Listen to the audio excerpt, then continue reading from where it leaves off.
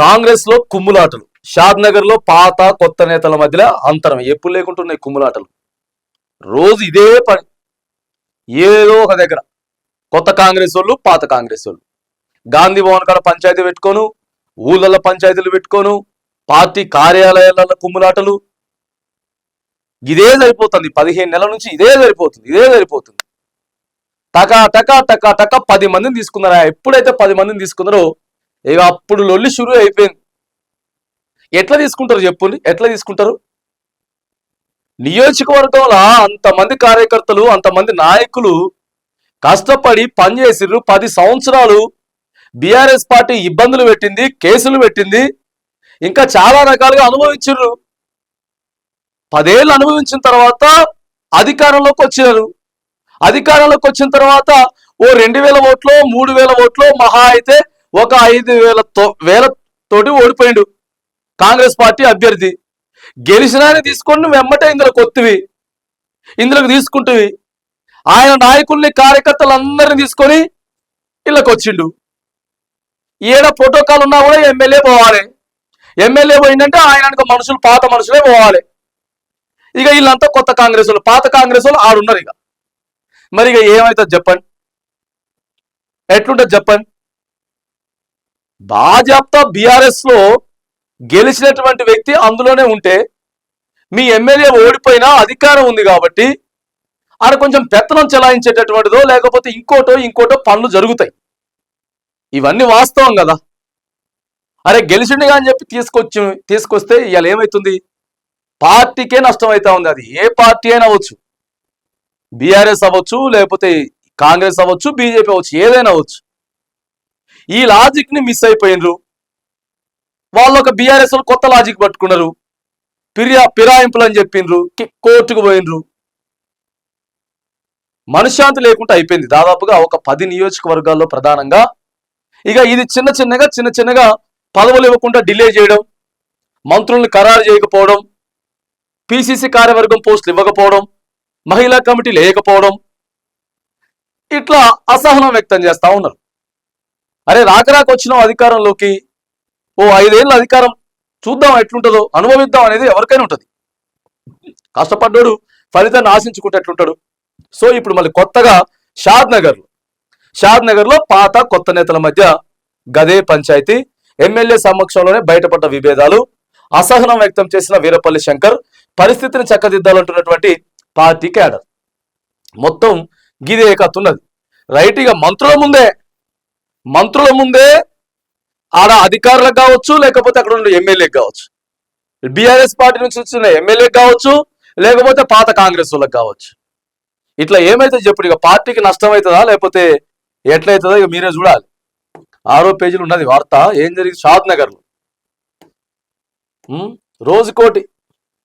ఇక రంగారెడ్డి జిల్లా షాద్ నగర్ నియోజకవర్గ కాంగ్రెస్ లో వర్గపోరు నిలువుగప్పిన నిప్పులా ఉంది. అడపాదడపాలుగా పలు వేదికలపై వర్గ విభేదాలు బయటపడుతున్నాయి. ముఖ్యంగా పాత కొత్త నేతల మధ్య పొసగడం లేదు. సోమవారం షాద్ నగర్ మండల కేంద్రంలో జరిగిన తెలంగాణ రాష్ట్ర అవతరణ వేడుకల సందర్భంగా 2 కాంగ్రెస్ నేతల మధ్య వాగ్వాదం జరిగిన ఘటన అంతర్గత కుమ్ములాటలు బహిర్గతం చేసింది.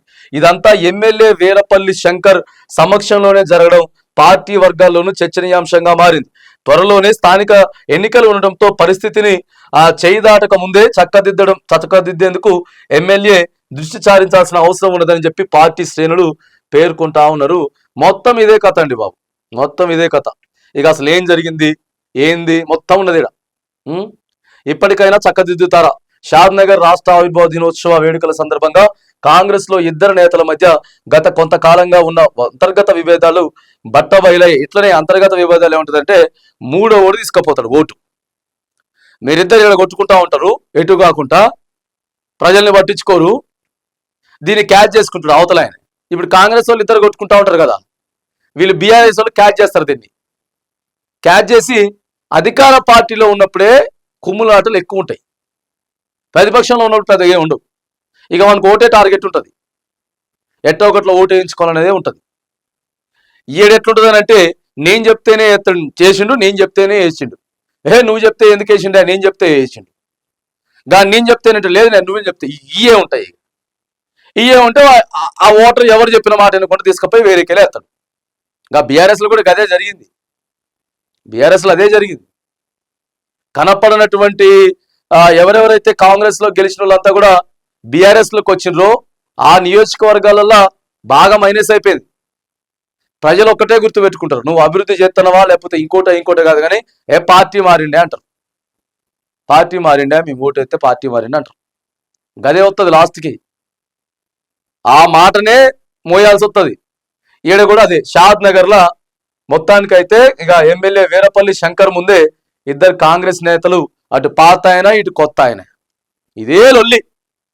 ఇప్పుడు పదవులు కూడా ఎందుకు ఆగుతున్నాయి? పిసిసి కార్యవర్గం దాదాపుగా 200 మందికి ఇవ్వచ్చు పదవులన్నీ కూడా. మొత్తం పార్టీ వర్కింగ్ ప్రెసిడెంట్ తోటి జనరల్ సెక్రటరీ తోటి మొదలు పెడితే కింద స్థాయి వరకు 200 మందిని సాటిస్ఫై చేయొచ్చు.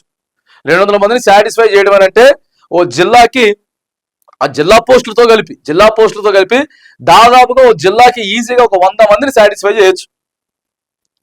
100 మందిని సాటిస్ఫై ఈజీగా చేయొచ్చు. కానీ చేస్తలేరు. ఎందుకంటే పాత ఆయనకిస్తే కొత్త ఆయన కోపం, కొత్త ఆయనకిస్తే పాత ఆయన కోపం, ఇదే సరిపోతుంది. ఏడా ఇంకొంచెం విభేదాలు ఎక్కువైతే ఇప్పుడు అసలుకే స్థానిక ఎన్నికలు వస్తున్నాయి.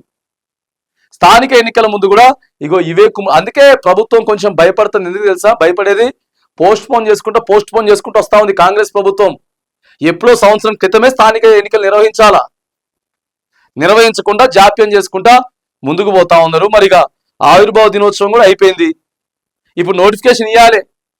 నోటిఫికేషన్ ఇప్పుడు ఇస్తే తప్పితే జూలైలో ఎన్నికలు జరుగుతాయి. ఫస్ట్ వీక్లోనో సెకండ్ వీక్లోనో సర్పంచ్ ఎన్నికలకు మనం ఓటేస్తాం. అది కూడా లేదు. ప్రభుత్వం భయపడతా ఉంది. ఎందుకంటే వాళ్ళ ఇంటర్నల్ సంబంధించినవి వాళ్ళ పార్టీలో వాళ్ళకే ఉన్నాయి. ఇప్పుడు బీసీలకు పదవులు ఇవ్వాలి, పెద్ద సవాల్ ఉన్నది. ఇప్పుడు వీటన్నిటిని సరిచేసి కాంగ్రెస్ ప్రభుత్వం ఎన్నికలకు వెళ్ళాలంటే మాత్రానికి పెద్ద సవాల్ ఉన్నది. ఇక కొత్తోళ్ళ మధ్య పాతోళ్ళ మధ్య ఏదో ఒక దగ్గర రోజుకో పంచాయతీ మాత్రానికి కాంగ్రెస్ లో నడుస్తూనే ఉన్నది.